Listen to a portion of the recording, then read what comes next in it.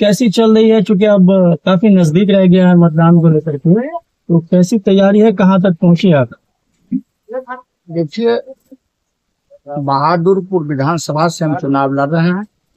इससे पहले 2015 से 2020 तक हम थे यहाँ के विधायक, और विधायक रहते हुए हमने जो बहादुरपुर की जनता का सेवा किया है, उसके लिए सभी लोगों का ये मांग था जो आप क्षेत्र नहीं बदलिए बल्कि यहीं से चुनाव लड़िए।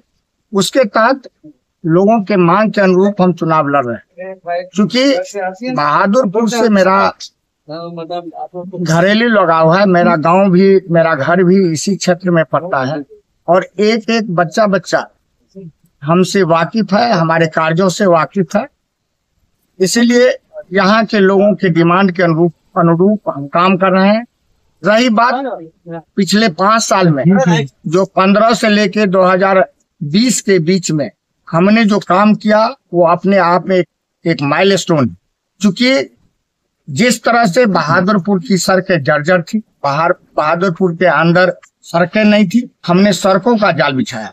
150 से अधिक सड़कें, छोटी बड़ी सड़कें बनाई, जिसमें 6 बड़ी सड़क, जो आरईओ का सड़क था उसको पीडब्ल्यूडी करवाया, जिसमें से अशोक पेपर मिल से बिदेश्वर स्थान, डेकुली से सिसौनी, तारालाही से सिमरी, सैनी चौक से उघरा, ये प्रमुख बड़ी सड़कें हैं, जिसको कि हमने पीडब्ल्यूडी में परिवर्तित करा करके इसका उन्नयन करवाया और इसका नए सिरे से जो काम करवाया वो देखने लायक है।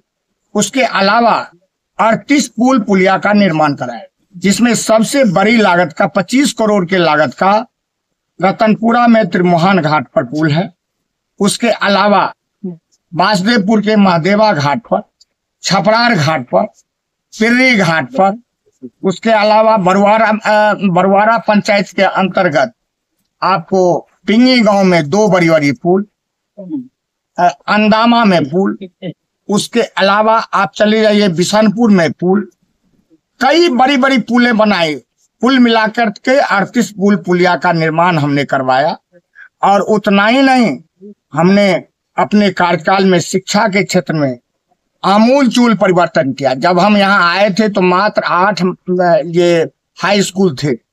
आज 37 पंचायत में 38 हाई स्कूल हमने एस्टेब्लिश किया, जिसमें से 8 पहले से था, 30 हमने एस्टेब्लिश किया, और उसमें से 28 को +2 का दर्जा दिलवाने का काम भोला यादव ने किया है।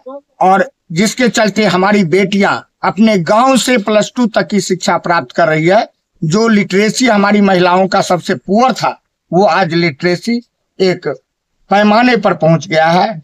ये उतना ही नहीं, महिलाओं के तकनीकी रूप से शिक्षित करने के लिए महिला ITI का निर्माण हम अपने क्षेत्र के रामनगर में करवाया, उसका बिल्डिंग बनवाया और उसमें उसका शुभारंभ करवाया। आज वो भी एक देखने लायक।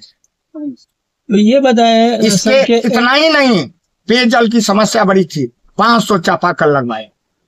और स्वास्थ्य के क्षेत्र में हमारे एक PSC, हनुमान नगर PSC में जो बिल्डिंग नहीं था, वहां बिल्डिंग बनवाने का, लिसान बिल्डिंग, 4 मंजिला बिल्डिंग बनवाने का काम किया।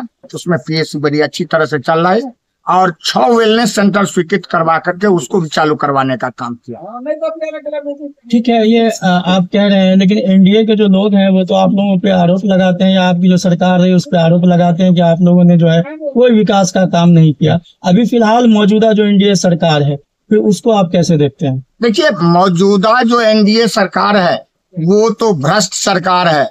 किसी भी रूप में यहाँ पर लोकतंत्र का सरकार नहीं है, लोक पर तंत्र हावी है, भ्रष्टाचार चरम पर है। और आपको मैं बता दूं, जो NDA के लोग बोलते हैं, वो चाहते थे एम्स को DMCH कैंपस में बनाना।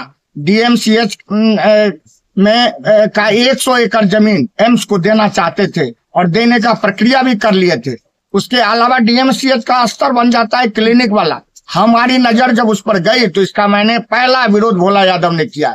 और एम्स के लिए आपको बलिया मौजा में 154 एकड़ जमीन ढूंढ करके सरकार को बताने का काम किया। उस समय हमारे तत्कालीन स्वास्थ्य मंत्री तेजस्वी प्रसाद यादव जी थे, उन्होंने इसकी स्वीकृति मिलकर के करवाने का काम किया। आज एम्स उसी जमीन पर बन रहा है और यहाँ के स्थानीय सांसद और बीजेपी के जितने भी विधायक हैं सभी लोगों ने पुरजोर विरोध किया और नाव ले जा करके उस एम्स के कैंपस में दिखाने का काम किया, जो इसमें नाव चलने लायक है बल्कि एम्स बनने लायक नहीं है, जबकि उस नाव को सूखे में रख करके ये गलत प्रचार करने का काम किया। आज वही लोग एरिया लगा करके कहते हैं जो एम्स हमने बनवाया। एम्स उनका देन नहीं है। एम्स का श्रेय यदि किसी को जाना चाहिए तो वो भोला यादव को जाना चाहिए, इंडिया गठबंधन को जाना चाहिए। लेकिन अगर आप एम्स की बात कर रहे हैं सर, तो आप ही के पार्टी के पहले जिला अध्यक्ष भी हुआ करते थे उमेश राय, उनका कहना था कि जो बलिया मौजे में जमीन है वो उनकी देन है, उन्होंने खोज करके दिया, उनके किसी के देन नहीं। एक सवाल और आपने ही यहाँ एक बार प्रेस कॉन्फ्रेंस किया था और कहा था कि एम्स जो है वो हयाघाट अशोक पेपर मिल में बनने वाला है। मैं प्रेस कॉन्फ्रेंस करके ये जरूर किया और डीएम की टीम वहां गई, अशोक पेपर मिल के जमीन को देखा, लेकिन जब जो अशोक पेपर मिल के पुराने कर्मी थे उन्होंने सुप्रीम कोर्ट में हल्फनामा दायर किया कि जब तक हम लोगों का भुगतान नहीं होता तब तक किसी भी तरह का यदि वहां निर्माण कराया जाता है तो इस पर हम लोग हल्फनामा दायर करके इसका विरोध करेंगे। तो कोर्ट ने उसमें संज्ञान ले लिया, तो वहां से हट करके हम लोग बलिया मौजा का खोज किए थे। और रही बात किसी के श्रेय की बात, तो उमेश जी भी यदि कह रहे हैं तो हमारे ही दल के हैं, यदि वो कह रहे हैं तो हमारी ही बात कर रहे हैं, कोई दूसरे की बात तो नहीं कर रहे हैं।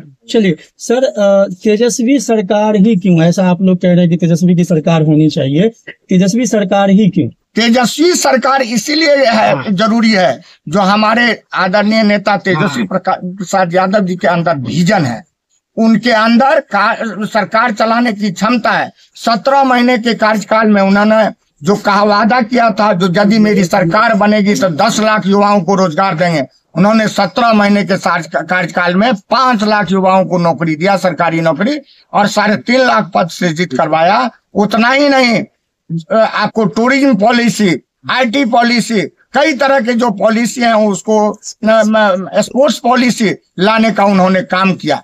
जब उन्होंने उस सरकार से अलग हुआ तो उन्होंने निश्चय किया जो हम अपने लोगों के विकास के लिए एक कार्यक्रम लाएंगे, और वो अपना कार्यक्रम दिए जो माई बहन मान योजना के तहत हर एक 18 वर्ष से ऊपर उम्र की जितनी भी महिलाएं हैं उसको 2500 रुपया किचन में सहयोग के लिए हम देंगे। और 3 साल, एक मिनट, उतना ही नहीं, 500 रुपए में गैस सिलेंडर रियायती दर पर देने का उन्होंने वादा किया है, और 200 यूनिट बिजली देने का वादा किया है। वृद्धजनों को, विधवा को, दिव्यांग को 1500 रुपया, 400 के जगह पर 1500 रुपया देने का वादा किया। एनडीए सरकार के पास में विजन नहीं था। माननीय मुख्यमंत्री नीतीश कुमार जी आदरणीय तेजस्वी प्रसाद यादव जी का नकल करके 125 यूनिट बिजली फ्री किए, 1500 के जगह पर 1100 सामाजिक सुरक्षा पेंशन लागू किए।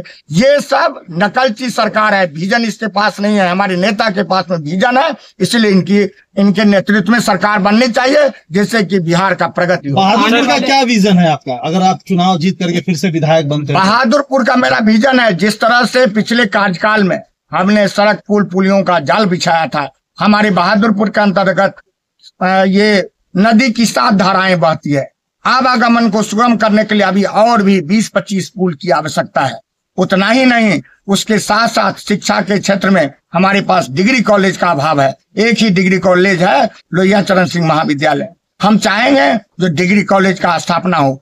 वेलनेस सेंटर हर एक पंचायत में होना चाहिए, जिससे कि वहां के लोगों को स्वास्थ्य सुविधा सुगम